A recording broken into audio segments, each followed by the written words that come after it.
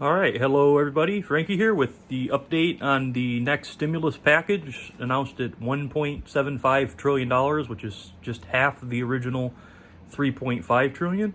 But I want to take you directly to Bernie Sanders on this package. One of the reasons, and I know you've spoken to him and you've heard him say publicly, Senator Joe Manchin refuses to endorse some of the Medicare expansion in this is because he believes that the inflation crisis in this country is very bad, and that also on Medicare coverage, he believes that expanding Medicare, which is what you're saying should be done, will hurt the actual underlying, will hurt the trust fund and make it hard for people to get basic Medicare. How do you convince him that he's wrong on that? Well, the way to convince him, and the simple reality is, we are paying for this. Inflation today is a serious issue, no question about it. But what we are doing in this legislation is demanding that the wealthiest people and largest corporations start paying their fair share of taxes. This bill is going to be totally paid for. And in terms of Medicare solvency, I have no objection. I think it's a good idea that we raise additional revenue by lowering the cost of saving taxpayers' money in Medicare and putting that into expanding Medicare solvency. I am supportive of that idea.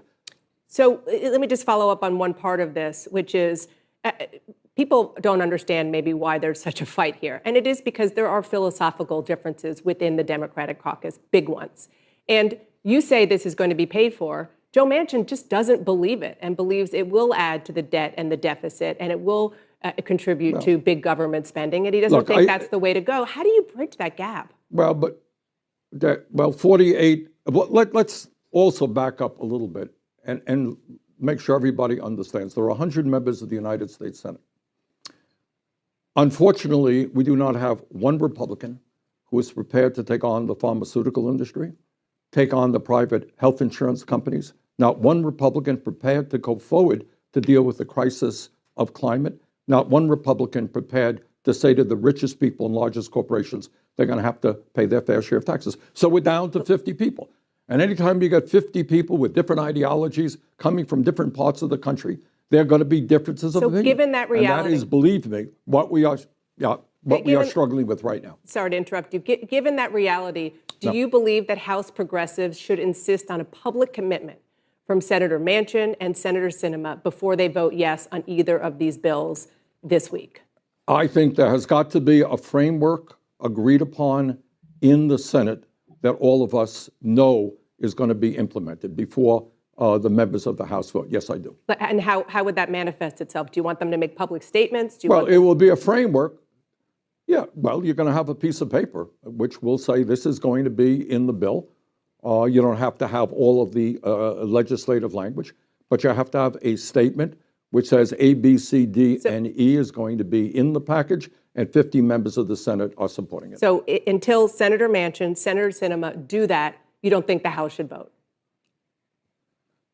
Well, I think that the House I think we can put that together within the next short period of time. Look, this thing has dragged on forever, but I think when the American people see the results of what we are trying to do and understand that for the first time really in the modern history of this country, we are attempting to tackle the real crises facing working families, the massive income and wealth inequality that we have, I think the American people will be very pleased and understand the government is now starting to work for them rather than the big money. And just real quick, you have conversations with them. I know with Senator Manchin, he's not on board yet. It sounds like, based on your private conversations. Look,